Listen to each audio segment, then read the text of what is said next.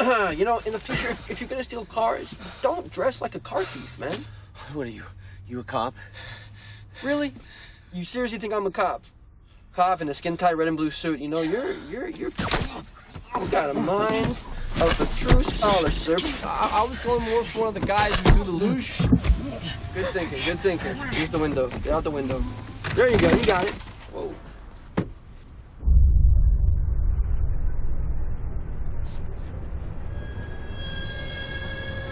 Crouch! Just let me go. Is that a knife? Is that a real knife? Yes, it's a real knife. My weakness. It's small knives. Just let me go. Anything but knives! Oh, it's so simple. That was cool. What the hell is this? Webbing that I developed myself. I don't think you really want to know. Come on, let me go. One second. What's it? Knock it off, man. No. Come on, let me go. Stop it. Dude, that isn't funny. It is Come kind on, of funny, help.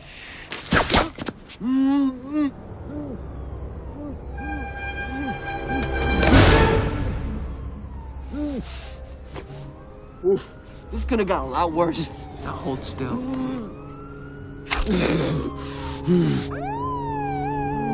Oh! Boys in blue here! Yo, I got him! Freeze! He's not You and the going Titans anywhere. don't move! You serious? Who are you? No one seems to grasp the concept of the mask. Freeze! I just did 80% of your job. Huh? That's how you repay me?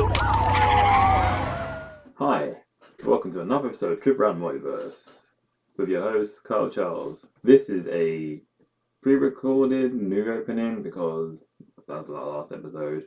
We cut into two, so this is part 2 of our Spider-Man look back discussion. Hope you'll enjoy, and after this you'll hear me or CY talking. But stick around and have fun. Catch you guys later. Bye. But yes, I bought that James Franco could be the Harry Osborn, like a main event villain to cap off that trilogy at that point. Yeah. They had to build to it, so yeah, yeah. I could buy it. And I did like his redemption death. Yeah. Like, when he saved Spider-Man, right? Now we can get to the bit of to that point where we can discuss why he did that and how kind of silly it was. But the fact is, he saved him, right? And then he's like, "Oh yeah, because you're my best friend." And then it's like, "Yeah, that's kind of that's touching stuff." Yeah, it's like, oh, finally we were. But then you got to think of the other stuff that happened before it, where he threw the bomb in his face, and he's smirking over his girl. Yeah. Yeah. They both did pretty unredeemable things to each other, like. And then like you saying, it was all the Butler's fault because literally Butler could have solved all those problems right away. Yeah. Right. Why wait till your employer has half his face burnt off before you say, "Hey, actually, you know what? Yeah." Yeah. Half his face blown off and recovered from amnesia. Yeah. Oh, he should be fired. What did you think of the new Goblin costume? I liked it because it was kind of basic, so I was like, that's pretty cool. Like, it was just like. You noticed that obviously when they were setting up I think after Harry stepped out of the chamber. Yeah. And they got the Green Goblin mask, then they got a gold version of the Green Goblin mask, which is like the Hobgoblin, right? Yeah. I'm glad they didn't use that, but they kind of went for a very basic suit. Yeah. Version, like he's wearing trousers, not trousers, but like the short, like the pro wrestling trousers, not trousers. Yeah. And I'm like, all right, there's nothing flashy. Obviously, it's in the dark, right? So he's wearing black as well. And he's got his goggles and stuff like that, right? And the face mask section of it looks pretty good. Bit Winter Soldier when you look at the later on.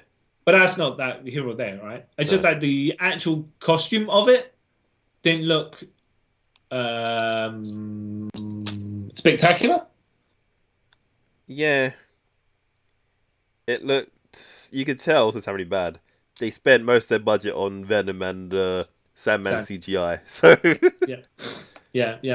I look, as the Goblin itself, as the new Goblin, or what you want to call him, right? Yeah. the character worked to that point, right? Yeah. And then he saved them as well, right? Yeah. But we'll get on to the end of that bit sequence when we speak. It is a neat looking suit, by the way. Yeah. But it just could have been a bit more flashy. Yeah. Oh, not necessarily a bit more flashy, because it kind of does look a bit techy, but I don't know. For a new Goblin or whatever, I don't know. I don't know what they would call him, but then it probably doesn't need a name. I don't know. Nah. All right. He's dead. Yeah, okay. First of all, the Sandman story arc. What did you think of that? Did you like I thought he actually played pretty well, the character, right? Yeah. Thomas Hayden Church. It seemed like, look, dude's just going about to do his thing, right? And Spider-Man in the black suit is bullying him. Yeah, pretty much. Being a dick. Yeah. And then he's like, yeah, well, you're being so nasty to me, right? That I'm gonna be nasty to you back. Because he seemed like a reluctant villain. Yeah. I mean, it's like, okay, he needs to get the medical whatever for his daughter, right? Yeah. Needed money for that, which is why he was doing it, right? Yeah. And fair enough, he's doing crime, whatever, right? But when he's like a red and blue suit Spider-Man, he's just trying to stop the guy. When he's black suit Spider-Man, he's just like, I'm gonna bully him. Yeah, I'm gonna grab my way to make this guy's life even worse than it already is. Yeah. Which I could see, like, Sandman never came across to me as someone who deliberately done stuff with malice. No. Yeah. He So just I happened kind to be of in the like wrong that. place at the wrong time.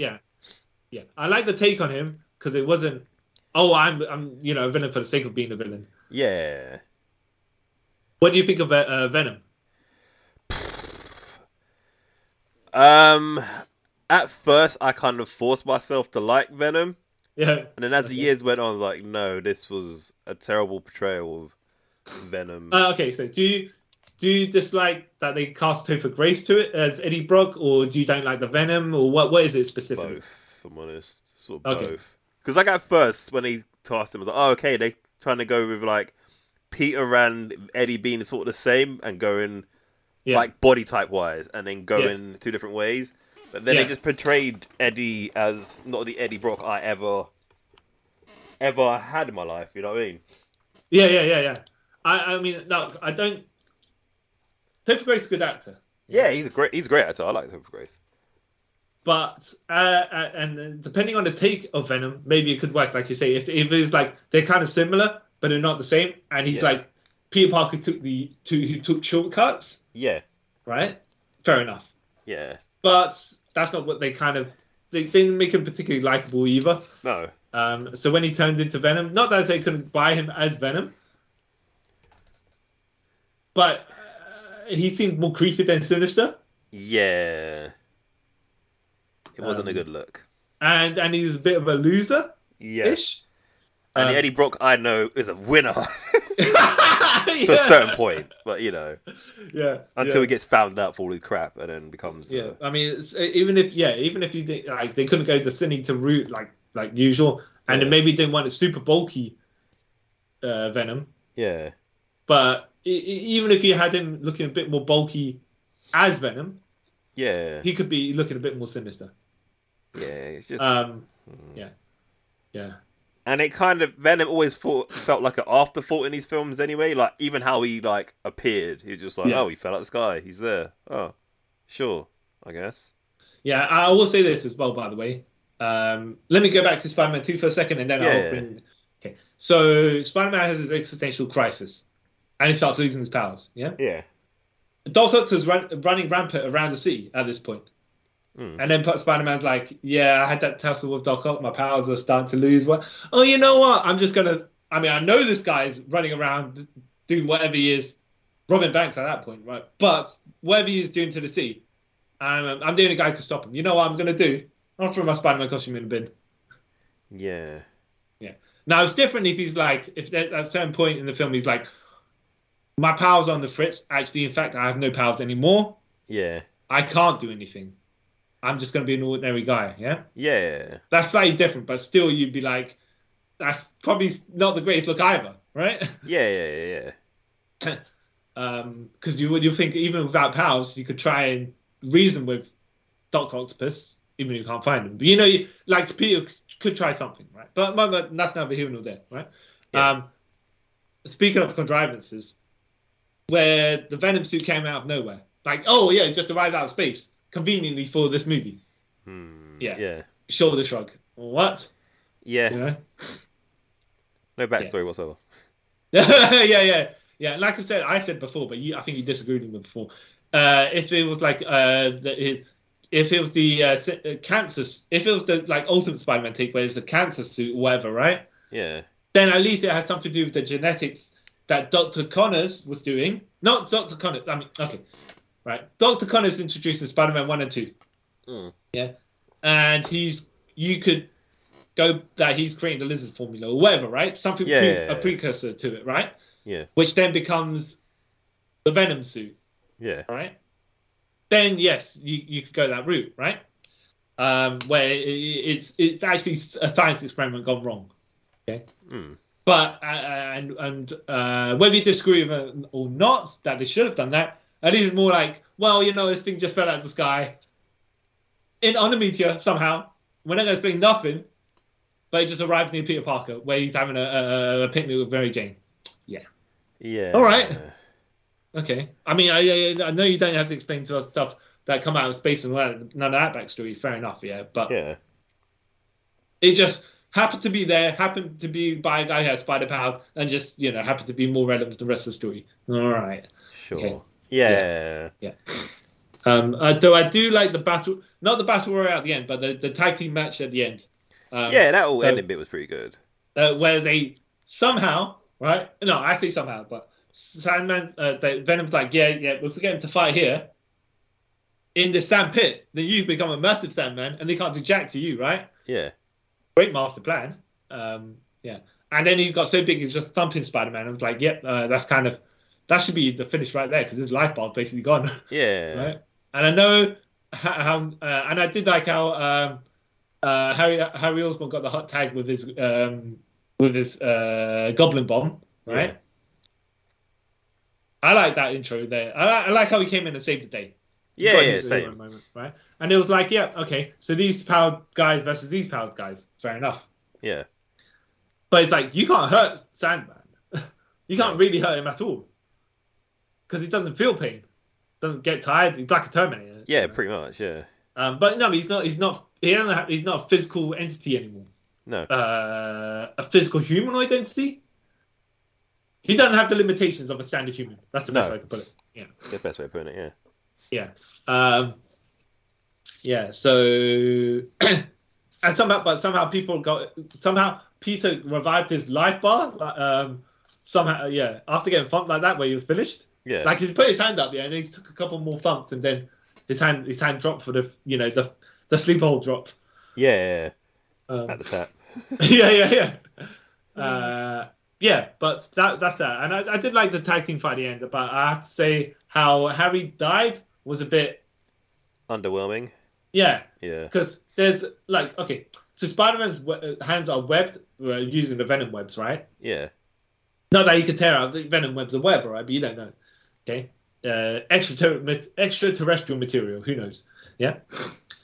And Harry just decides to jump in the way. Like, so Venom's got the snowboard, right? Yeah. The aerial snowboard. There's two spikes that come out of it, and he jumps at Spider-Man. Harry decides to jump in the way. So you're telling me this dude couldn't spear the other guy in midair? Mm-hmm. You basically, okay. You stood in front to take the hit, right? Yeah. But there's various ways you could have intercepted. Yep. Yeah. I mean, like, at the worst, right? There's pipes around. So you're telling me you couldn't swing a pipe into the guy? Exactly. Yeah. I mean, as touching as his death scene was... Yeah. He didn't really need to die, did he? Not that he didn't really need to die, but he didn't need to die in that way. Yeah.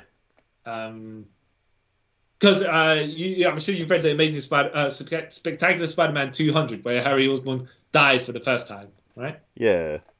And he basically finally beat Spider-Man, and he's left him to die in a building that has explosives, and he's like, I'm going to rescue all the members of the entire Spider-Man cast that I brought here, which would be like Liz, Normie, and Mary Jane, just like a taunt Spider-Man. But now, because my problem was with Spider-Man, not Peter Parker, none of that. I had to endanger them all to get him to the here. Yeah. But I'm gonna take him out of this exploding building now, right?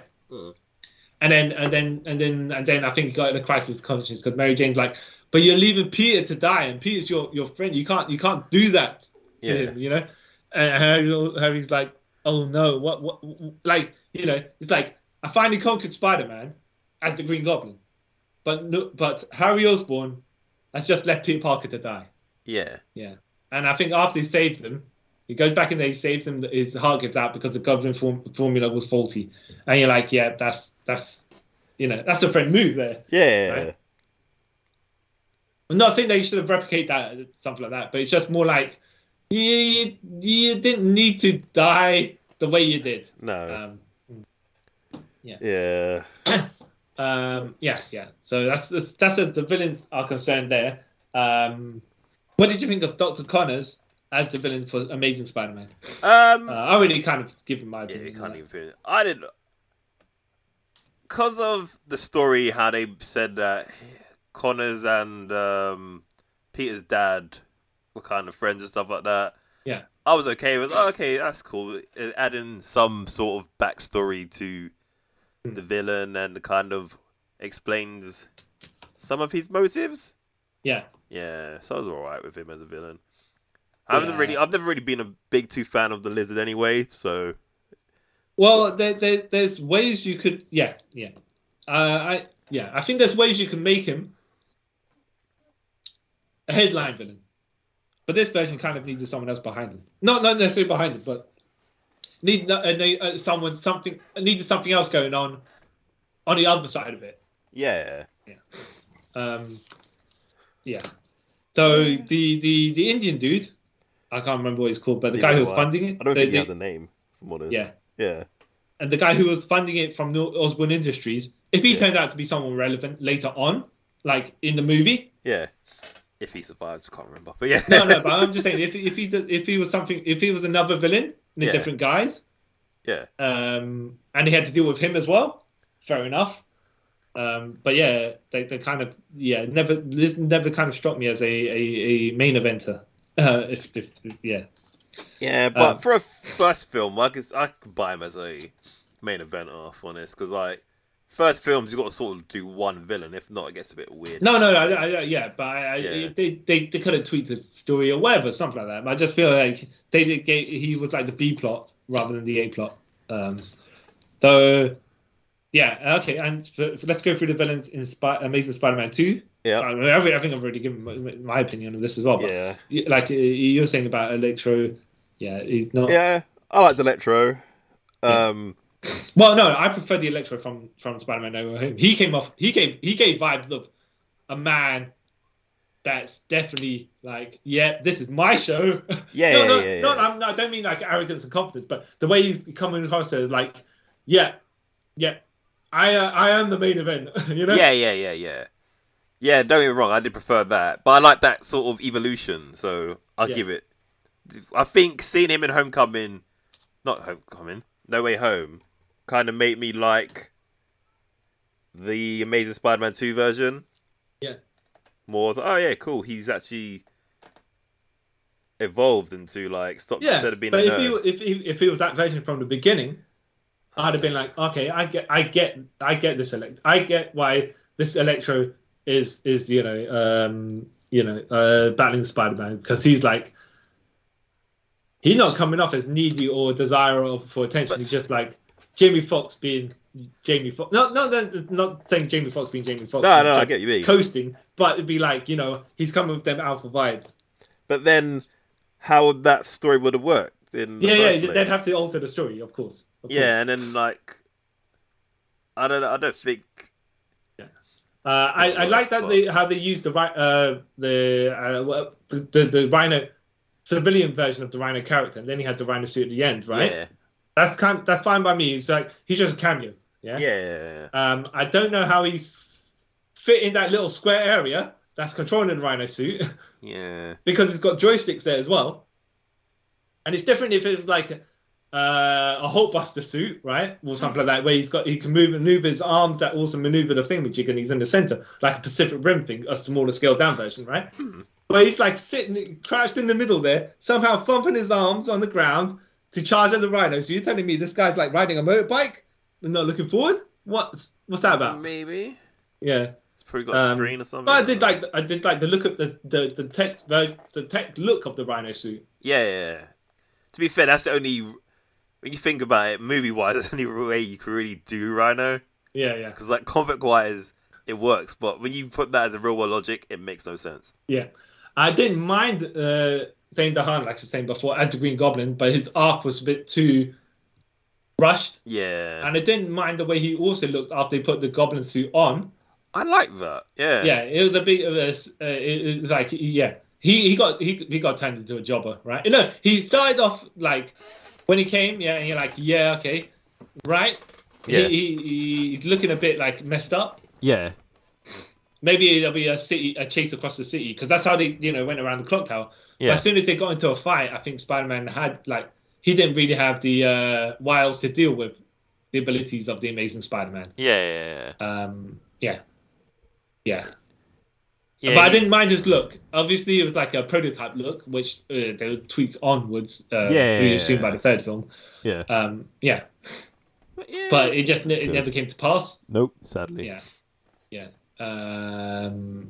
So that's that for the villains, right? Yeah. As we already spoke about the theme songs already and the costumes. Yeah. I tell you what's kind of funny, right? What? In Spider-Man No Way Home. Yeah. They had the Green Goblin. I know. We assumed, we were like, oh, Sinister Six, yeah? There'll be 6 of them, right? Because there was the Green Goblin, Dr. Octopus, Yeah. the Lizard, Sandman, and Electro, right? Yeah. But so where's the Sinister Six? Where's the 6th member? But what's interesting is I know there was the James Franco New Goblin, whatever you want to call it, but the James Franco Hobgoblin. Yeah. And there was Tom Hardy Venom in this, but he wasn't really in this, right? No. But I thought what they kind of missed, even though it might not have been interesting to do, is if the Dane DeHaan version of the Harry Osborn got teleported over here as well, because there's Norman, obviously disappointed with his son Harry at this point in time when he was alive, and got teleported over, and then he's got this other guy, got another goblin, right? But his son that he'd probably be more proud of, because he's trying to kill Spider-Man. He's got a tech suit or something. He's everything that Harry Osborn at that time when Norman was alive isn't, right? Yeah. So if Dane DeHaan Goblin was there to be a bit more, to bring a bit more group, to the Sinister Six, I could see though what would happen is Norman would be like, yeah, I can manipulate this guy, right? Yeah. Because he wants his father, and he's going to be like my son, the son that I'm proud of, right? Yeah. And then at a certain point, something's going to happen, and they just turn on each other. Yeah. But I think it was like Norman tried to manipulate, the Goblin tried to manipulate your kid, and then I think because this Harry's different from that other Harry as well, so I think it's a bit more of a, I don't want to say a bit psychotic-ish. Yeah. But once he turns into the Goblin, he's like, ooh, no boundaries. Yeah. He's all his inhibitions are being like brought to the forefront. Yeah. So I think they kind of missed some. I know probably that version of the Green Goblin didn't have too many fans. Yeah. But even if you just had him for like that little bit there where because they do point out that Spider-Man, like the Tobey Maguire Spider-Man, had an altercation with his best friend. Yeah. And they don't really reference Andrew Garfield's Harry Osborn. No, they don't, do they? No. But it's still there. So if that version just appeared for the, I don't want to say I'll just appear for the end scene, whatever, but it's just like, oh, you missed something there that you could have added here that wouldn't have needed too much backstory, because all you really need is Norman and Harry. Yeah. As father and son, but not from different dimensions, But yeah, it's probably because I don't know. Maybe there are too many people. Okay, they had a lot of people in Spider-Man No Way Home. However, they managed to fit their motivations and give them enough screen time. Yeah. Yeah. So, I think, like I said before, No Way Home makes the Spider-Man, Andrew Garfield, Amazing Spider-Man films better-ish. Yeah. Because they conclude his story arc. Yeah. And make you appreciate his performances much more. Not that Andrew Garfield was bad. I don't think he was given the greatest material. Yeah. And the best bits of the Amazing Spider-Man films were probably him as Spider-Man and him, Peter Parker and Gwen Stacy's relationship. Yeah, I agree with that. What did you think? Okay, so I don't think Kirsten Dunst was bad as Mary Jane. No, I don't think she's bad. But she wasn't. She was Mary Jane in name. I mean, Broken Family, well, that's all that, right? Yeah. But and then she was a model herself. She was. I wouldn't say that they're 100% exactly the same character as Mary Jane from the comics, but it actually took enough elements to be close. Yeah. Right. I'm not sure if you saw it, but in Spider-Man 1, there was a gravestone for Gwen Stacy in the cemetery where they buried Uncle Ben. Really? Yeah. Huh. Yeah. No, was it buried Uncle Ben? No, buried Norman. Okay. What's the funeral at the end? Oh yeah. He visits Uncle Ben's grave. All right, I believe that one. Yeah. There's a tombstone for Gwen Stacy there. Oh, and that's then kind of stupid. Yeah, and then Gwen Stacy appears in Spider-Man 3 for no reason. Yeah. All right.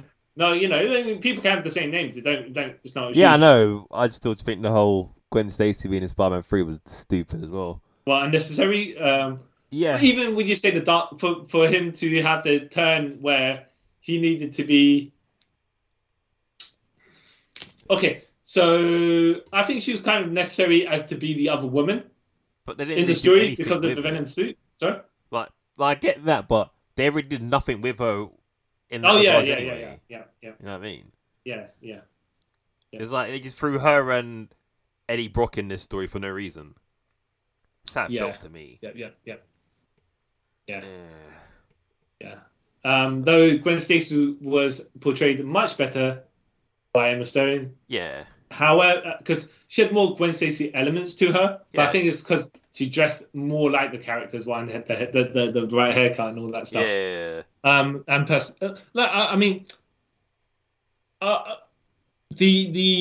Her portrayal of Gwen Stacy is more in line with how that version of Gwen Stacy was. The classic 616 version. Yeah.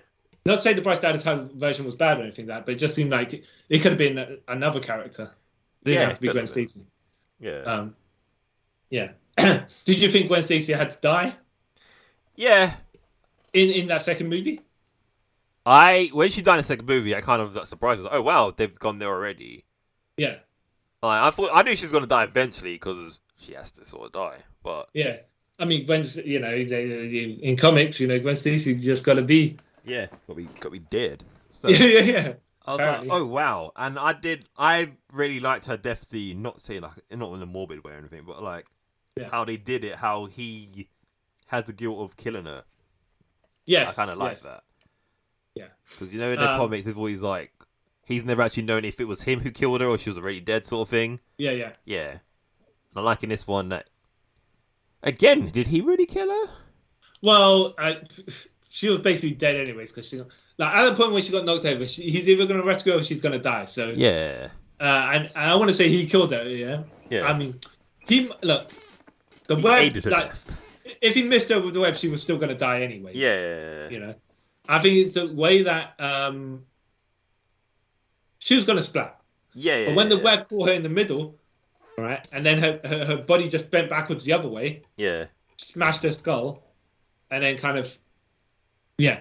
Yeah. In either case, she was dead. Yeah, there's nothing really he could do. I think though, the fact that he did it, and then it's like an extra burden on him because he now blames himself because he kind of in a way caused it. Yeah, which is great acting by Andrew Garfield there, by the way. Yeah, that great moment because you're like it was like right into the ground, but then it's like when he's cradling her and he's like, oh, please be alive, and you're like, oh, it's another little bit of hope spot, and then you see the blood trickle down her nose, and you're like, oh, Yeah, oh, like, no, she dead. She dead. Yeah.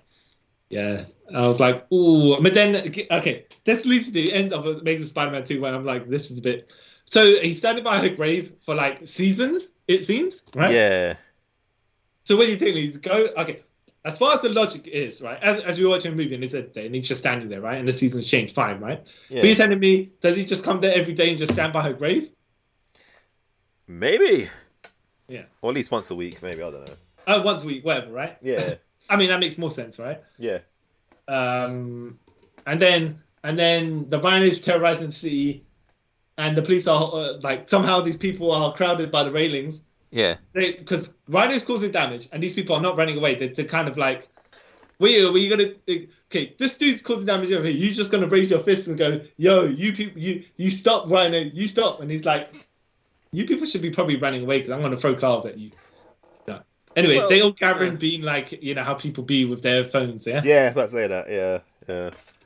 Police are trying to stop them, okay? Yeah. And this little kid in the Spider-Man costume from the beginning of the movie, partway through the movie, where Spider-Man fixed his windmill turbine thing. Yeah.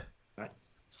He sneaks right through, yeah, and then he's wearing his Amazing Spider-Man costume, and he's like facing down the Rhino. I'm like, Yeah. This is a bit odd of a scene because you're telling me this little kid there, the police are everywhere, right? The hiding behind the cars, got the gun, right? Yeah. And no one's going to try and rush and pull this kid out of the even if you're running into the way of danger, right, by the Rhino, you know it's going to cause you damage.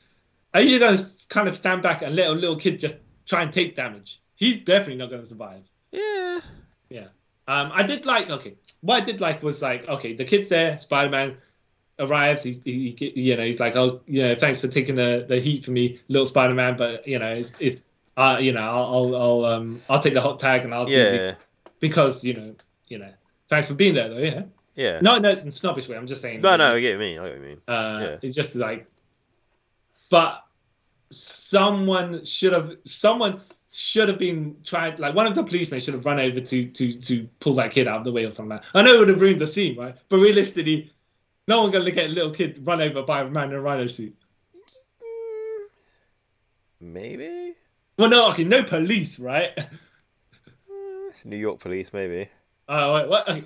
Yeah, I was gonna make an off-color joke there, but I'll allow it for the moment, right? Yeah. Controversial. Yeah. Yeah. I haven't said anything.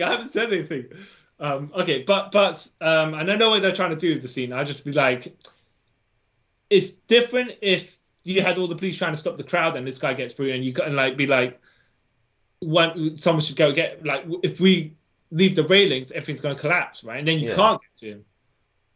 But you got police behind cars and stuff like that, and it's like, how do you not see him? He's standing right in front of you. Yeah.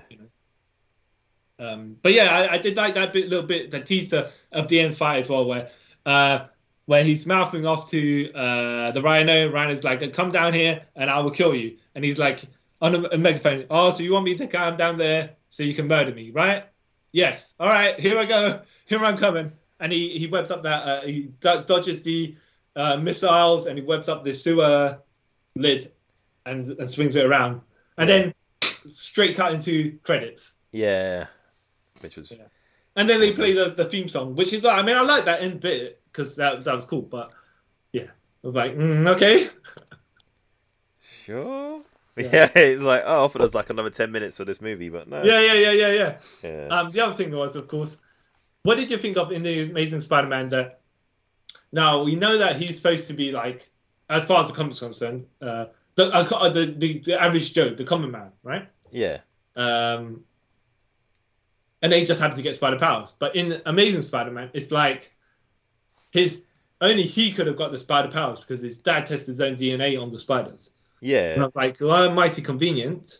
But that's why, by the way, I was like, oh, maybe if this was a series, you could have expanded on certain things a bit more because you got this cool espionage storyline going on there. Yeah. That you don't really come back to.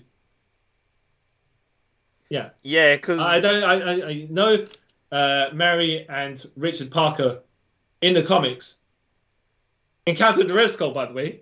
Yeah. Yeah, dating themselves, but yeah. Yeah, they were spies in the 60s or something like that, right? Yeah. Not that Spider-Man's parents needed to be spies or whatever. They could have just been, your standard scientist jabronis, whatever, right? Yeah. I think they just try to make them a bit more mystery to them, but you don't really need to. No. There's something happened to him. He's with Aunt May and Uncle Ben at the beginning, whatever, right? Yeah. But yeah, but making them like mystery men, and first of all, Mary Parker didn't get Jack to do, right? Yeah, I know they concluded they kind of brought that storyline at the beginning of Amazing Spider-Man 2 as well. Yeah. Where they're in the plane. Yeah. And Mary got shot in the back of the head or something like that.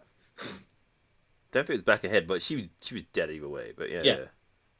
And in a cut scene.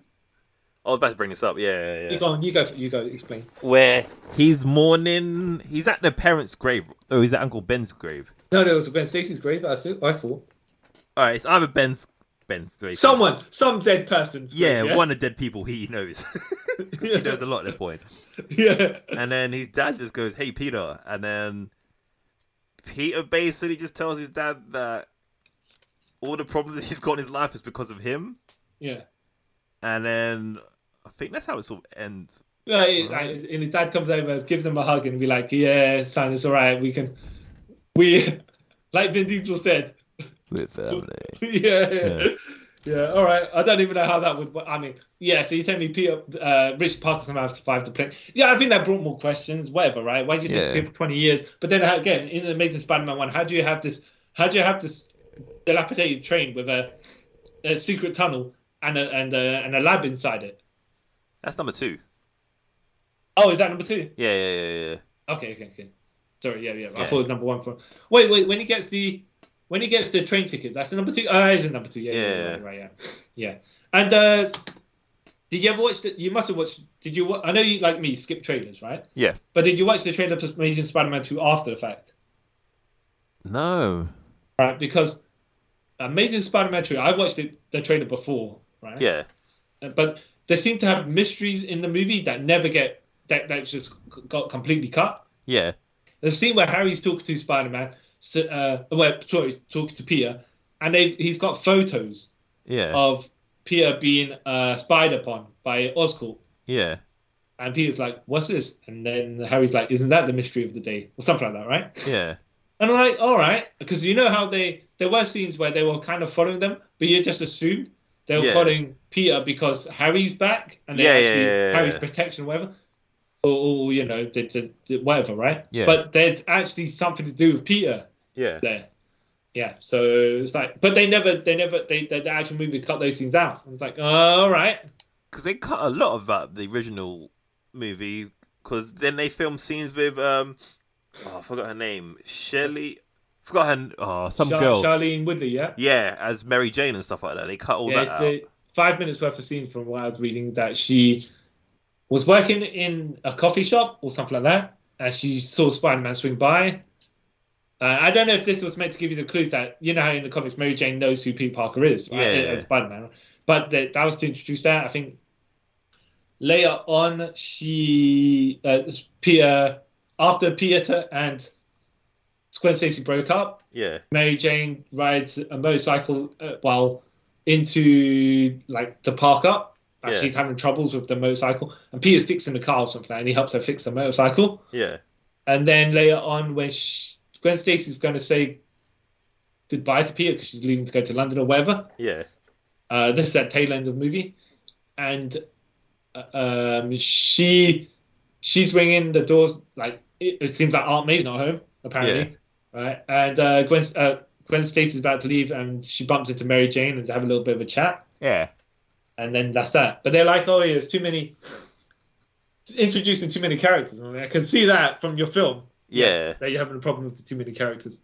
And at this point, if you didn't even know if you're going to get a third film or whatever, it probably was better to cut. Yeah. But why didn't you put it in the lead? It seems to be interesting to see, because I don't think they even released those as extra scenes. Yeah, I can see why not. Because then people are like, why did you leave him in? It's like, we already told you. You had problems. No. But even as, okay, fair enough. Yeah, sure. But you would have thought they would release it as some extra scenes, because they brought Richard Parker back from the dead, and he had nothing to do with nothing. Yeah. Well, no, he had he's got stuff to do with this main story. So yeah. No, but as in when he come back from the dead, it didn't really. What did that affect? You know? No, it didn't affect anything. Unless he was the one you're gonna say was going to be making Peter come back as Spider-Man, be like, yo, I know you're mourning Gwen Stacy, but there are going to be more people endangered or could die if you don't, you know. Nah. No, do that. But I'm just saying, like, when we come back just to hug Spider-Man, go, yeah, Peter Parker can go, yeah, we're family, or whatever, you know. It's just like, I don't know, because I'd rather him not coming back to say that stuff, to say like the Spider-Man stuff, because I like to always consider Uncle Ben being his main reason for being Spider-Man. Oh yeah. I preferred that they actually did cut that scene, because it kind of wasn't necessary. Yeah, and where did it come from, you know? Yeah, exactly. Yeah. And be like, how does he know he's Spider-Man, even though, you know what I mean? Oh yeah, okay. Oh yeah. To be fair as well, that's that point. But no, but to be fair, dude's fiddling around with spiders from I know. Spider-Man mind. So I don't want to say was a logical jump, okay? Yeah. For him to say that, but if he did conclude it, it wouldn't be out of the realms. That wouldn't be out of the real possibility, but yeah. Like, oh, how does he even know what his son looks like? Because yeah. The last time we saw him, he was like 8. So yeah, you know. Yeah. Well, no. Apparently 4, right? That's the one. Yeah. Yeah. But then, like you were saying about casting these actors who are older than they are. Yeah. Yeah. So I think they cast a kid who was supposed to be 9. He's playing a 4-year-old, and he's actually 9 or something. Yeah. And then they cast a guy who's almost 30, and being Andrew Garfield as playing a teenage Spider-Man. Yeah. Not that I don't think that he. I mean, we're used to people not playing their age, right? Yeah. But it's weird to think, by the way, his Spider-Man movie came out 1 year before Henry Cavill was Superman. Yeah. And they're about the same age. Yeah. But Henry Cavill looks like a man, right? Yeah. And Andrew Garfield's playing a boy. kid. Yeah. Yeah. A spider boy. Yeah. Yeah. Oh, yeah. I missed him in Spider-Man. Yeah. I okay. Right now, this is just me just throwing out ideas to you, right? And you can disagree with this. As far as the multiverse is concerned, right? Yeah.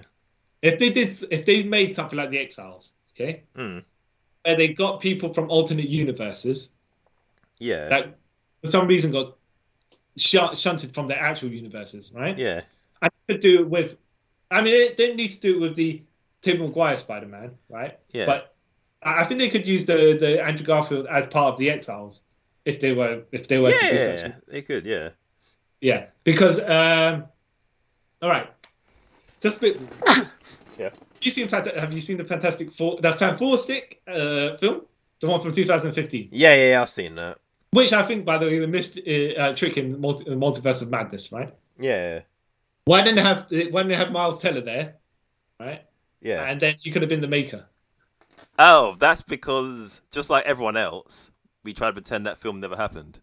You know. All right. But you can. Okay. Yes. All right. But yes, it is true. Here's the thing, right? I mean, even if we ignore them and pretend they didn't happen, we can still make them useful later on, right? But would you want to? Well, yeah, okay. But let's just say, as far as the movies the non-Marvel movies, that are not the non-MCU Marvel movies, if you know what I mean. Yeah. You could grab Miles Teller and make him the Maker, right? If I'm making my Exiles team, right? Yeah. And you would have to find people that are still young enough to be part of the team. Yeah. Even though the movies happened, but they didn't also happen. Yeah. As far as the MCU is concerned. But look, I'm just saying they could bring Andrew Garfield as part of that team. That'd have been that. I think he could be like. He showed enough promise, by the way, and he's always been good, right? Yeah. But as I would like to have seen more from him and to conclude the story, and I wouldn't mind if they did a Spider-Verse and he was a part of that as well, something like that. It was just the guy you can like the Sony universe has a Spider-Man, right? So we're being told, okay? Yeah. But they don't say who that Spider-Man is. And if it was Andrew Garfield Spider-Man, fair enough as well, because Yeah, we can do that. Yeah. Yeah. Because I'd like to see more of him done better. Yeah. He And deserves not, an ending. Yeah. And he's not super old that he can't, even though he's playing 10 years younger than he is, right? Yeah. He's not 40 yet, so. No, next year, but yeah. Yeah, but still, I think he can still, he's enough. He's got enough credibility to headline his own movie. I think it's funny because when he was the Amazing Spider-Man, they used Spider-Man to sell the movie rather than name cast. I don't even think they put Emma Stone's name on the cast on the thingamajig. I think you're right. Yeah. I think I went to the second one. They Yeah. put her name on it. I don't even know if they did it on the second one either. Yeah. But that's yeah. But yeah, it'd be nice to. But saying that, none of the Spider-Man films really used the actor to sell the film. They always sell the name. It is true. It is true, actually. It's all about that, yeah. I think in the MCU Spider-Man, it was all gimmick that he's in the MCU, and then we'll use Robert Downey Jr. to sell this film. Yeah, exactly, because he's like front and center on the poster of like Spider-Man: Homecoming. So yeah. Yeah. Oh, hilarious. Yeah. Oh. Yeah. So yeah, I wonder in the Venomverse or whatever, right? Yeah. Who that Spider-Man? Whether they're even going to say that is a Spider-Man, I don't know. I think they. Well, I think Venom's set in the same universe as Morbius. Yeah. And even though we haven't seen that, right? I've seen it. You've seen Morbius? Yeah, man. Of course. All right. I love it. I haven't seen it. Is it worth watching? How? It's a film. Okay. So they re-released it. They re-released it from all the memes, yeah. Yeah. And now people are trying to get it released third time because. Why not? Yeah. How bad is it? It's not bad. Yeah. Like, if I'm honest, it's a film. It does what it says. Yeah. It's a bit. I don't know. I enjoyed it. I wouldn't say it was like a great movie, but that hour and a half I watched of it, I wasn't bored or angry or anything. So okay, didn't offend my soul. So yeah. So I saw from the trailers that it's that he says I am Venom. So yeah. And then he said no, actually I'm Dr. Michael Morbius, whatever, right? But you know that bit's not actually in the film. Oh really? Well, he says I am Venom. That's in the film. But you know, in the trailer or whatever, it goes, "How am I only kidding?" Yeah. That part's not. Okay. Yeah. Fair enough. And they do make reference to Spider-Man at the end. With the Vulture, yeah. Yeah. Well, no, but they reference. Did they reference Spider-Man, or they talk about making a team for themselves? No. If I remember correctly, Vulture actually mentioned Spider-Man. I'm not 100% sure because I haven't seen this film since it come out. Yeah, and you probably try to, and other people try to erase it from their minds. Yeah, except for me because I enjoyed it. Fair enough. I'll probably have to give it a watch at some point, but I'm no rush to watch it. Yeah. I'm probably more like Sony. I'll watch it for the memes. Rather than it's whether the quality of the film itself is actually good or not. Like it's no Venom because Venom's actually a good film. Yeah. Both of them. Like, well, I wouldn't say they're the greatest films. They're not the greatest film, but they're good films. They're enjoyable. And they kind of know they're silly, so they kind of just go with it. You know what I mean? Yeah. Which kind of make them more likable. Yeah. But yeah, Morbius is a film, so I can really say. Okay, so as we're comparing, and you brought it up, the Tom Hardy Venom is way better than the Topher Grace Venom. Hell yeah, yeah. That's because you reckon it's the material that he's been given, or just plain better all round? All round. Yeah. Because like Tom Hardy portrays someone who I could see being Eddie Brock, even if they went the more douchey route of him. Yeah, well, yeah, okay. All right, fair enough. I was going to say, because he's not super built like Eddie Brock, but he's built for someone he gives the persona. Yeah. Okay. Yeah. But I don't like how the Venom looks too bulky. Like Hulk style. He's Hulk size. Yeah, Venom is quite big. Yeah, but he doesn't need to be Hulk size, is what I'm saying. No, he's not Hulk size. Hulk's like a tank. Venom's like a slightly large car. You know. All right. Oh, did you ever read side thing, right? Did you ever read the Venom Hulk crossover comic? No. I think this was when the Hulk was Smart Hulk. Yeah. And Venom had that super long jaw, right? Yeah. And what it was there was an earthquake in wherever they were, whatever city it was, yeah? Yeah. And San Fran, probably. Yeah. Yeah. And they blamed each other for some reason. I don't know how Venom could cause earthquakes, but I could say Hulk stomping around the city, maybe, right? Yeah. Hulk jumping around, whatever. Yeah. And then they were like, oh, it's neither of us. But I'll tell you what we do, yeah?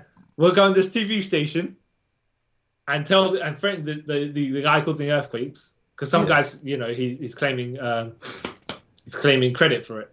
Yeah. And they go like this, right? So if you earthquake causer, what we're going to do is then they point at the TV, beat you up. And then they fold their arms and stand back to back. Like, oh, wow. That's amazing. Did they just cut a wrestling promo? Yes. Did they just go full ham on this as well? Like, did they just, oh yeah, we're just going to super ham and cheese, over the top, cartoonishly threaten this guy? Hey man, it's the 90s.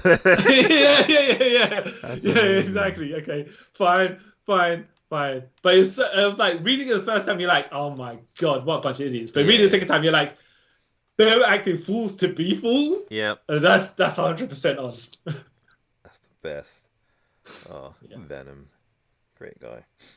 Yeah. So, anything else you want to point out about anything else? Probably not the most. We already said it would be for the Amazing Spider-Man 2 costume was the best costume of them all. Yeah. How he made, by the way, how he made the logical leap from the costume he was wearing to that costume in Amazing Spider-Man 2. You know, question marks, but whatever. Yeah. Right?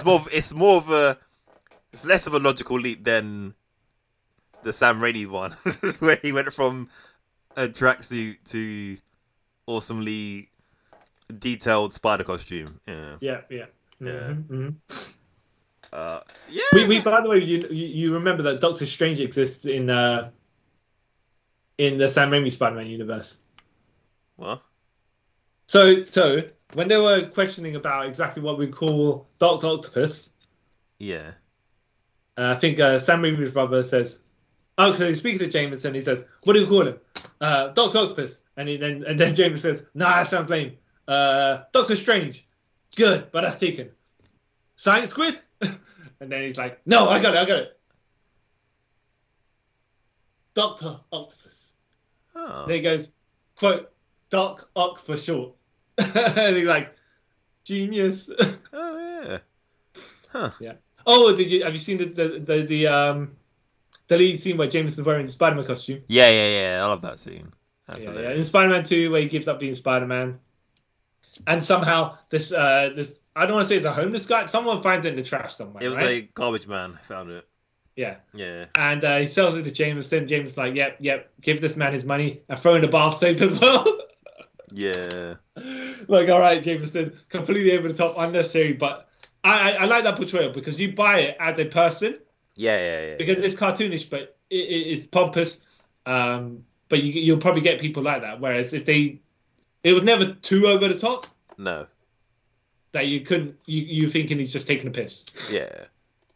But yeah, then he wears the Spider-Man. There's the lead scene or cutscene where he's wearing the Spider-Man costume. Somehow he fits in it. Yeah.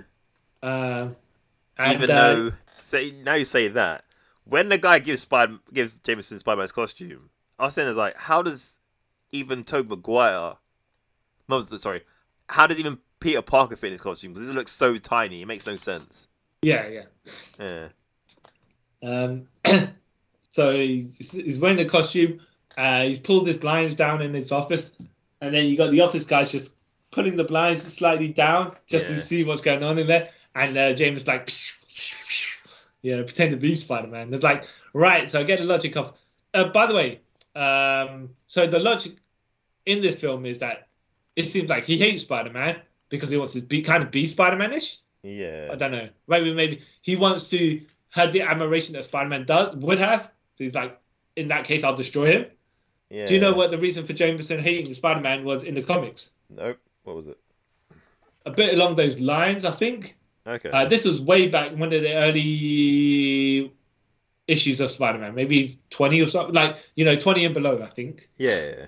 And basically he's like, so Jameson's son, John Jameson, was an astronaut and a hero and stuff like that, and he didn't get his due or something like that, right? Yeah. And he's just like, the stuff I do for, papers, journals, whatever, right?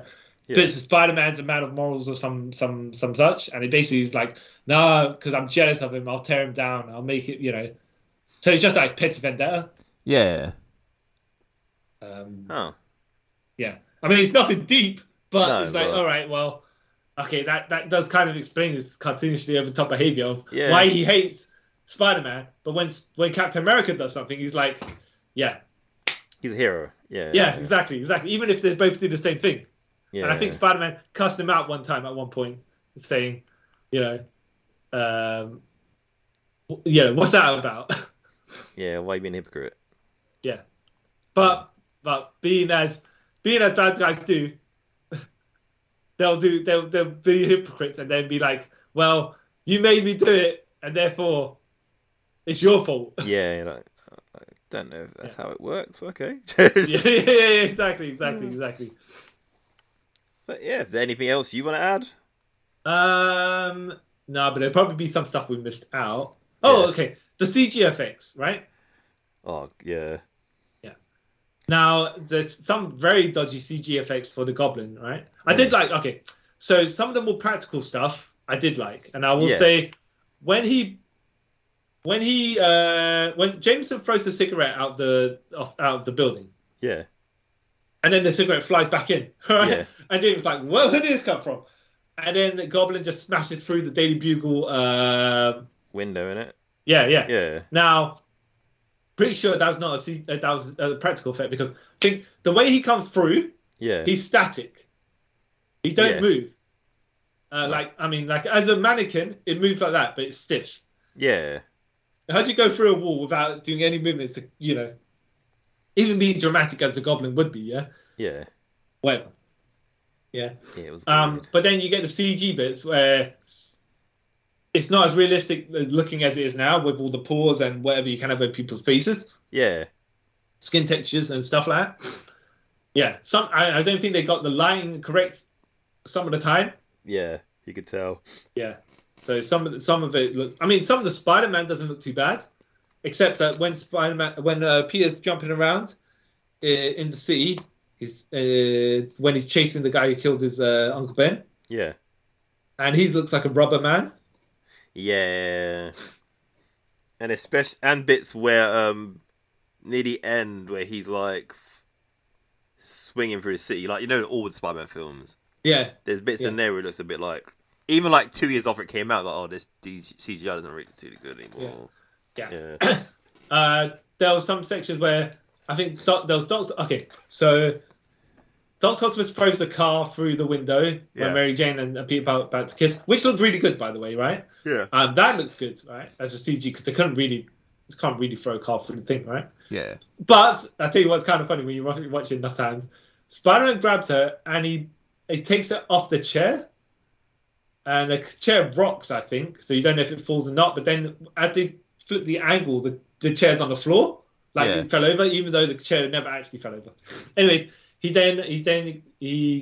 Doctor Octopus comes through that somehow. He's like, get Spider-Man. He's like, so Doctor Octopus, you threw a car at Peter and Mary Jane, and you could have killed him if he wasn't Spider-Man, right? Yeah.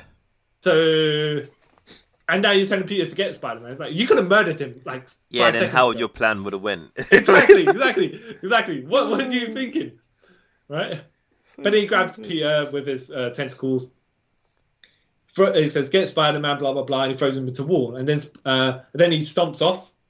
Yeah. CGI version with the CGI version of Mary Jane. It didn't look great. Right? No. But it's like how Peter then Super Saiyan up from the ground. Rah! Yeah.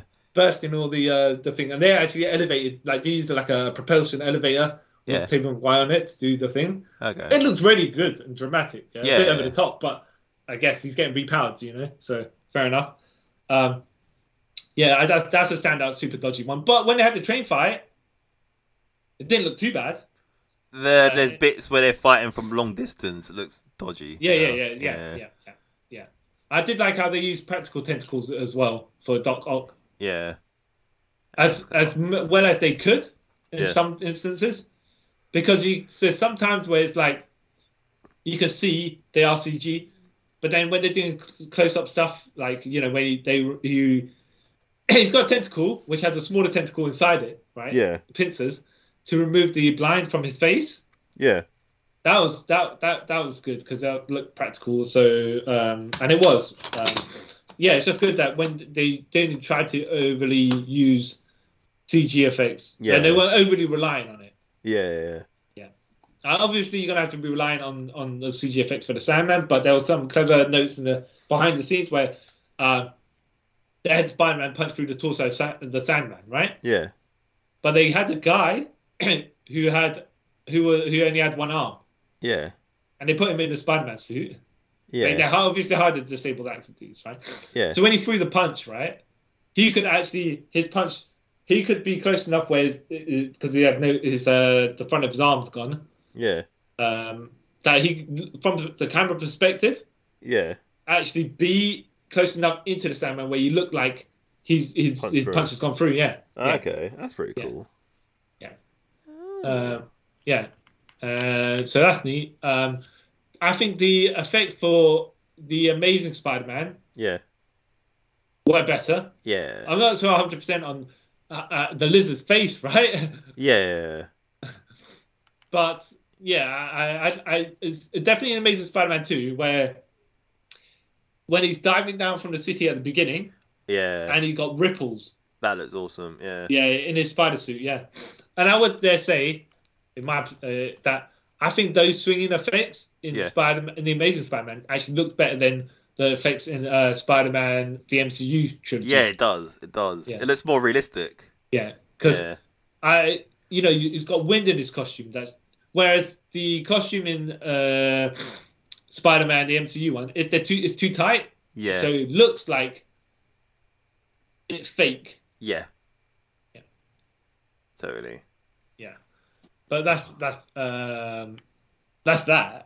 Yeah. And like even the first person swinging scenes in Amazing Spider-Man and Amazing Spider-Man 2 look good as well. Yeah. Yeah. Oh man. Any particular villains you reckon they should have used, like, of the villains that they have used, right? In Amazing Spider-Man 3. Yeah. Or all of the ones that have been used already, even if you're going to say the MCU Spider-Mans. What would you have liked to have seen? Which villains would you have liked to have seen used at some point in the Spider-Man films? Or who would you have thought they would have wanted to use? Yeah, in probably Amazing Spider-Man 3-ish. I don't know. I think they want to use Doc Ock because of the whole tease at the end. Yeah. I think Venom. Yeah. It's like the obvious sort of ones from like when they go through that little chamber. Vulture, I can see them using Vulture. Maybe Craven. But what? Okay, who would you like to have seen that they haven't used? And you don't necessarily have to say, "Oh, this would be my take on it," because it's kind of you're never going to know exactly how film's going to turn out. Maybe I would like to see that their like interpretation of maybe Oh, what's that? It's in my tip of my tongue. Shocker. I would like to see a Shocker rather than. Don't get me wrong. I didn't mind Shocker in the MCU version. Yeah. But I would like to see Shocker. Well, maybe... it'd have to be Shocker or Electro. You can't have them both because they're probably mostly the same, except one's a bit more mature than the other one. They're not the same. Well, yeah, but the abilities. Nah, one's electricity. Right. One's like living electricity. One just shoots of like beams of electricity. He can't fly none of her. No, that's not electricity. All right. No, but then why is he a Shocker if he doesn't shock with electricity? I don't know, because lots of Why characters... do you have to wear that? Why do you have to wear that pineapple-looking suit with the anti-electricity padding? I'm pretty sure he's not. Oh yeah, no, I'm just poking the bear at this one. I'm just making fun of you. All right. And you said Craven before? Yeah. Craven.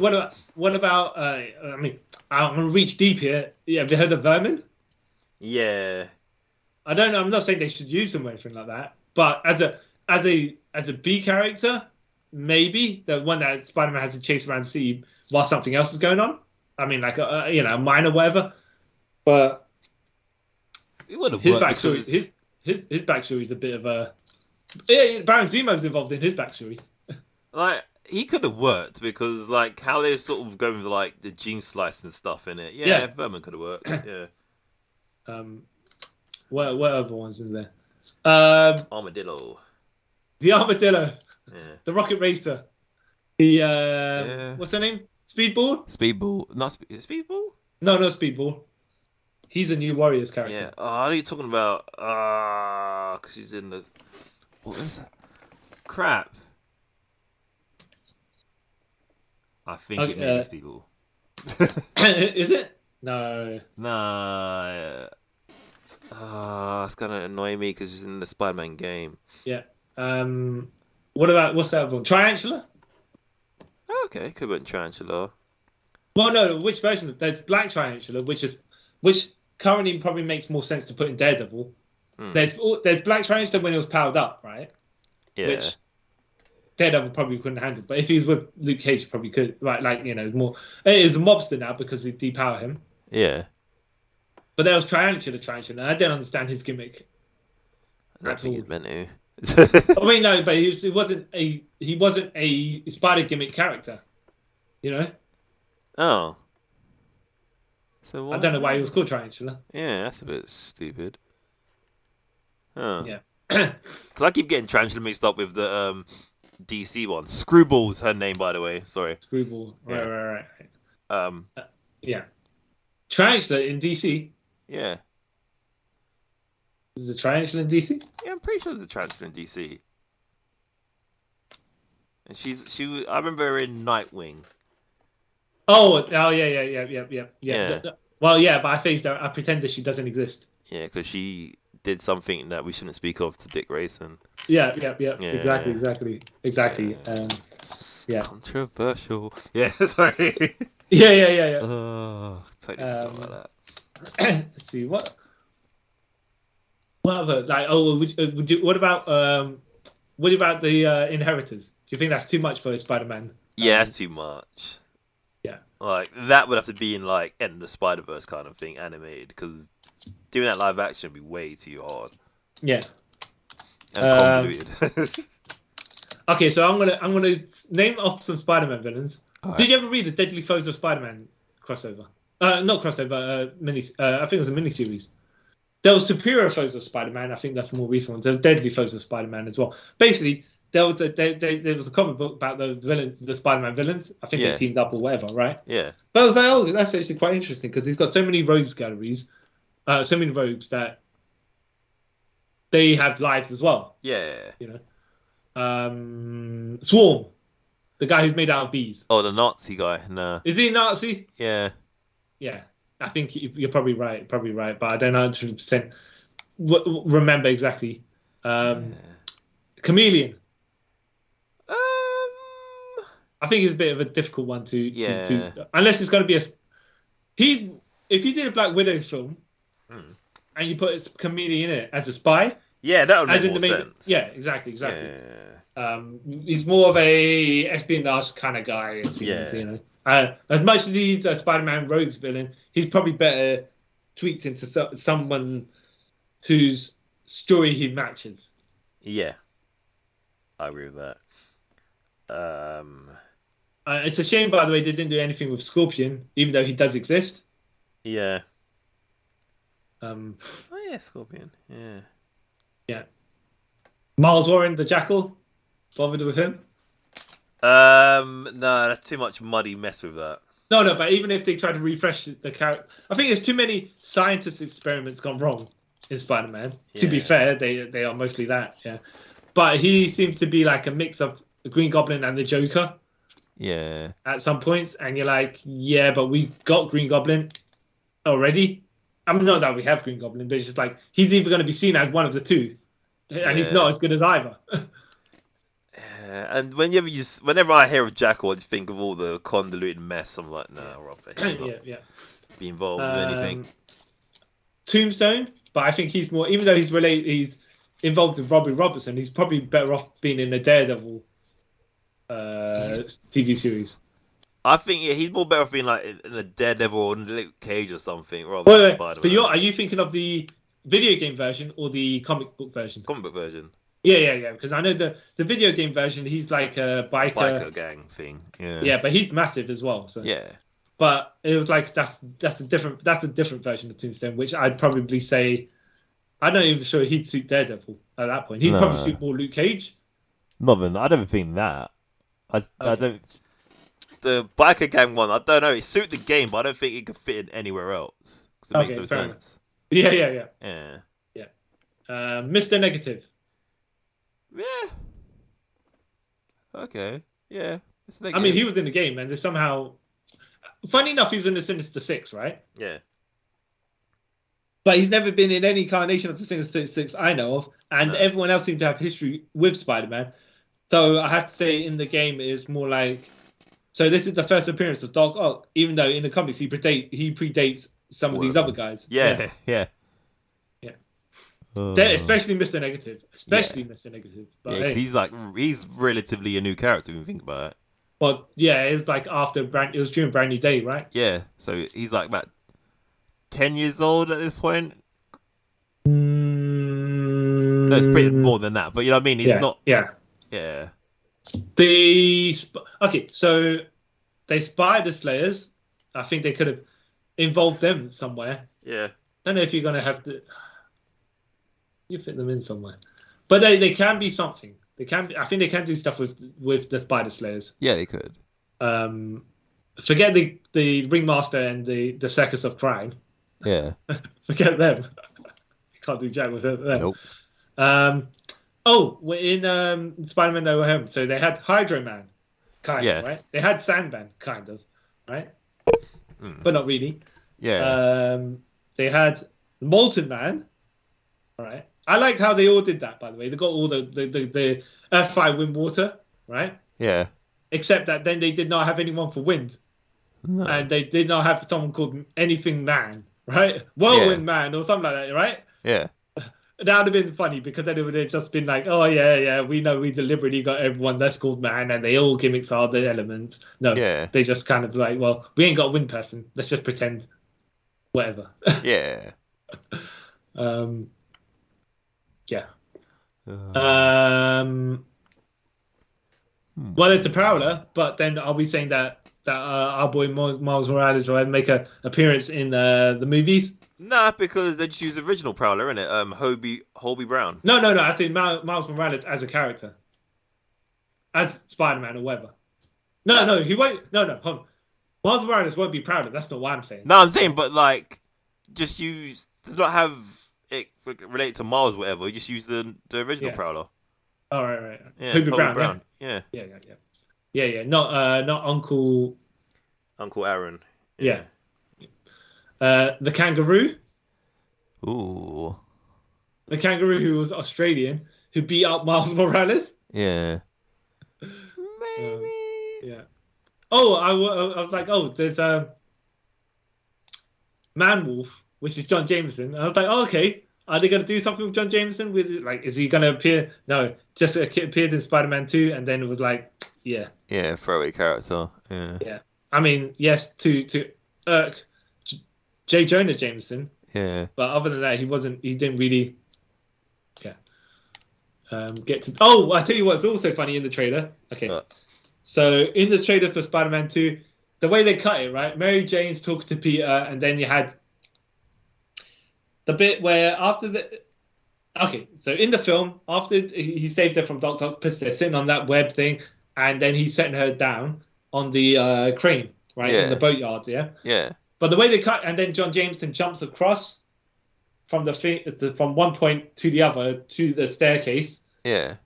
To run up and hug her. The way they cut in the trailer, from that long shot, by the way. Yeah. It's as though Peter did that. And I'm like, right. But that reminds me of the trailer as well, where Loki is throwing someone in the Avengers, throwing someone out of a window. Yeah. You don't really see it because it's a quick shot. And then Captain America lands on top of the car. So you're like, all right, he throws Captain America out. Nope. Turns out he threw Tony Stark out. Right. Yeah. Oh, okay. Uh-huh. Yeah. Chicory. Yeah. Yeah. The Rose. I'm not too familiar with the Rose. The Rose, Richard Fisk. Oh. Nah. Yeah, he's more of a. If you're gonna do something, that's a Daredevil one. Yeah. Yeah. I'm trying to just offhand think of any other. I don't think I'd. Yeah. I mean, what about the newer villains, like Jackpot and. Jackpot. Wait, Jackpot. Menace. I say newer, but not really. No, I was thinking. For some reason, I always thought Jackpot was a good guy. Yeah. No, it's a villain, but as a character. Oh, okay. Yeah. Yeah. I'm pretty sure they're planning to make a film of her. I'm not. So okay, so there's the Sin Eater, but we're not bothered with the Sin Eater, right? Unless they're gonna power him up to the recent comics version of the Sin Eater, where he's got a holding shotgun, apparently. Yeah. That sends people souls to hell, because otherwise he's just a dude with a gun. Yeah. That's not even that effective. No. Right. And as far as we're concerned, right? He wears purple, and he has a green balaclava, right? Yeah. As a Spider-Man villain is concerned, that is very plain. Yep. When you got people dressing up as like rhinos and stuff. Yeah. It's kind of plain. And then what I come here to do? People have said I'm just going to shoot him with a shotgun. Yeah. All right. As far as the other villains of Spider-Man universe are concerned, it's like, well, this guy's a psycho. Even though all of us got our mental issues, this guy's just a straight psycho. Yeah, this guy, he has no reason to be mental like we do. Yeah. Yeah. With you know about Hobgoblin, right? Yeah. Roger Kingsley Hobgoblin, yeah? Yeah. Do you know about the Jason Mersondale Green Goblin, yeah? Oh, Hobgoblin. Yeah, slightly, yeah. Okay, and do you know about how he powered himself up, right? No. Because he was so ineffective. He sold his soul to a demon and became the Demo Goblin, right? Oh, yeah. Well, no. I think he got powers of a demon. Yeah. And in the comics, I thought it was a step too far for me. It's like, right, so satanic worship or whatever the hell you're doing? Yeah. I mean, you're already the Hobgoblin, right?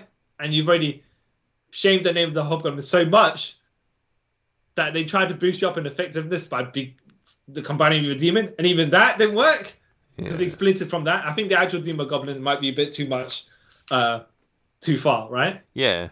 All right, but then this Hobgoblin, after he separated from, he actually defeats the Demo Goblin, because Demo Goblin's like got some morality to him. He's like, I'll kill all the sinners, yeah. Yeah. Right.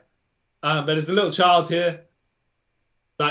So Hobgoblin, Jason Mersondale, and Demo Goblin having a fight, and Spider-Man's in the middle of it. And Demo Goblin's like, oh, this church is going to collapse. I'm going to rescue this little kid here. Yeah. Who I'm going to stop the pillar from falling down, even though you can probably rescue the kid and whatever, right? Yeah. And Jason Mersondale's like, oh, this is my chance, right? Yeah. Because I'm a scumbag, right? Yeah. I'm going to kill the guy who's trying to save the kid. Yeah.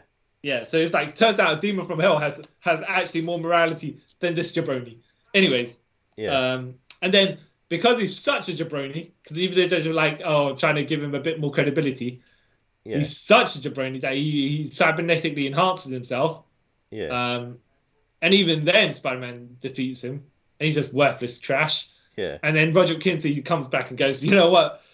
You've shamed up so much. I've disappeared from the Spider-Man mythos for like 50 years or whatever it is, right? Yeah. But in comic book time, probably 10 years, whatever, right? Yeah. I had my victory because Yeah. I got away, and no one knew who I was, and I framed someone else, right?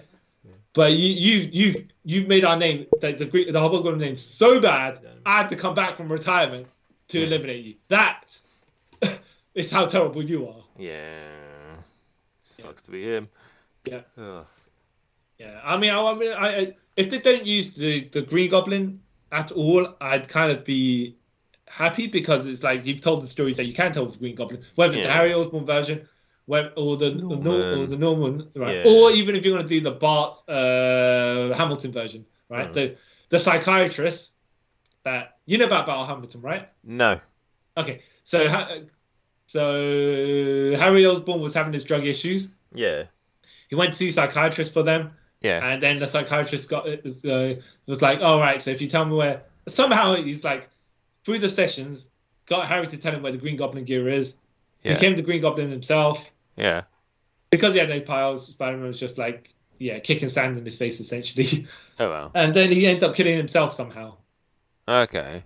Oh, no, I think maybe Harry got involved in there with his non-power, because he wasn't powered at that point as well. But he was the Green Goblin. And Bart Hamilton died after, being worthless. Oh. So, but if they use the version of the Hobgoblin, more likely the Roger Kingsley version, because Ned Leeds was never actually Hobgoblin to begin with, but even though he kind of was, it's whatever, right? Yeah. Yeah. Oh. So you could have you can template off the rich businessman-ish, because that's what kind of Roger Kingsley is. Yeah. Yeah. So if, for example, in the set of Amazing Spider-Man films, if they decided not to go the Green Goblin route, they could have used Roger Quincy as a stand-in and made him the Hobgoblin. Yeah, but I think mainstream-wise, people be confused. The what? Sorry? Like, mainstream-wise, people be, like, confused. Like, wait, why is there more than one Goblin? I'm confused. We need Peter Osborn. It's true. We need Osborn. Okay, that's fair. Yeah. So I'd prefer they probably don't use Green Goblin again and use a Hobgoblin instead. Yeah. If they for this goblins. Stay away from goblins. There's even the Jack-o'-lantern with the pumpkin head. Yeah. But then people be like, okay, so he's not a goblin, right? Yeah. But he's got a pumpkin for the head. And he's got a glider. yeah, exactly. So at least with the Hobgoblin, he's an actual goblin. Yeah. Sort of. Yeah. I know he's going to use menace, but that's a whole different can of worms. Yeah, it's too much to deal with that. Yeah. All right. Okay. That's that'll be it for us. Yeah. I think we covered like quite a lot actually, and we're kind of only supposed to be. I mean, yes. Speaking of Spider-Man films, opens up a lot of different things. Yeah. When you can look back and go, okay, this is kind of not retrospective per se, more like, hey, you know what, this, that, and the other. Yeah, it just end up into a really long conversation in a good way. Yeah. But yeah, it's time to conclude it, right? Yes, it is. Well, I have been the butler that could have stopped 7 years of grief, Carl Charles. Wait, was it 7 years? Nah, it's about 5. Yeah. Wait, is it? Well, yeah, it was about 5. Yeah. Yeah. And I'm the man who stabbed his own groin with his own Goblin glider. See my chance?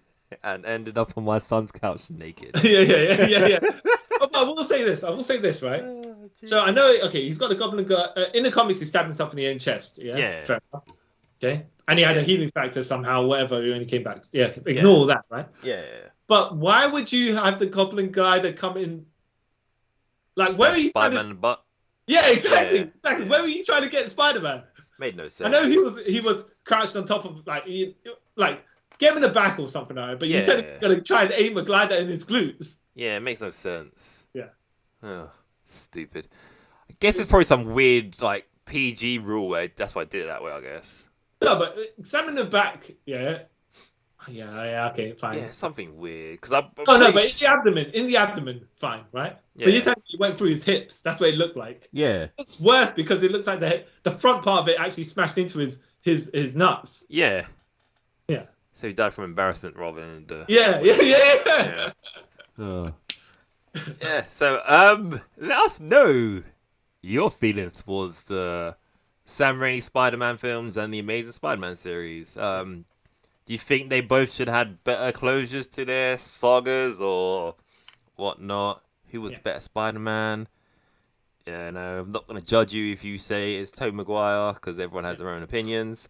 Yep. A different set of villains, or whether the take of the villains were good, or how you thought their actors portrayed them, because that's different from whether the storyline, whether their stories are good, are separate from whether the person playing them is good. Yeah, exactly.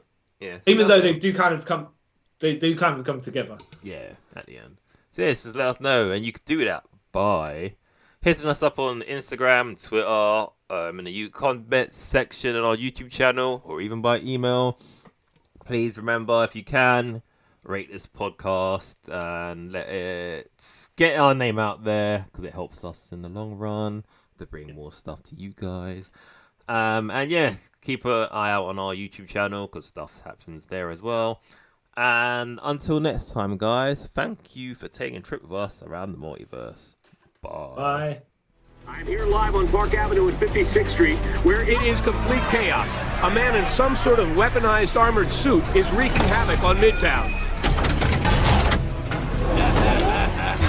I am the Rhino! I told you I would be back!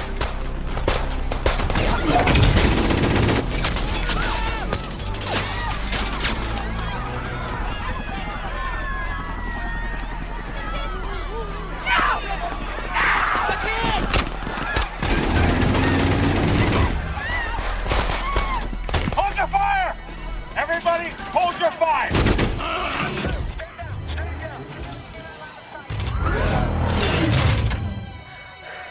Kid, you gotta get...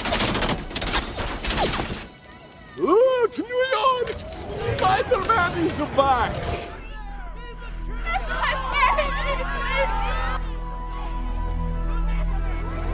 Hey, boy, huh? Does Alexa scare you, little boy?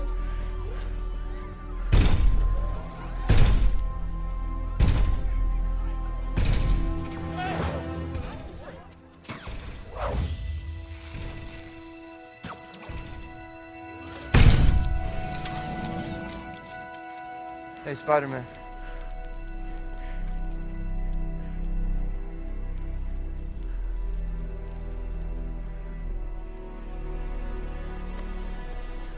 I knew you'd come back. Yeah, thanks for stepping up for me. You're the bravest kid I've ever seen. I'm gonna take care of this jerk. You go take care of your mom, okay? All right, get out of here. Go. Go.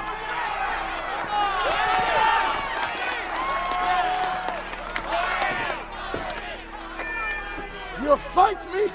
You fight me now? On behalf of the fine people of New York City and real rhinos everywhere, I ask you to put your mechanized paws in the air. Never! I clash so I kill you! I destroy you! You want me to come down there so you can kill me? Yes! I'll be right there. There's no place like home.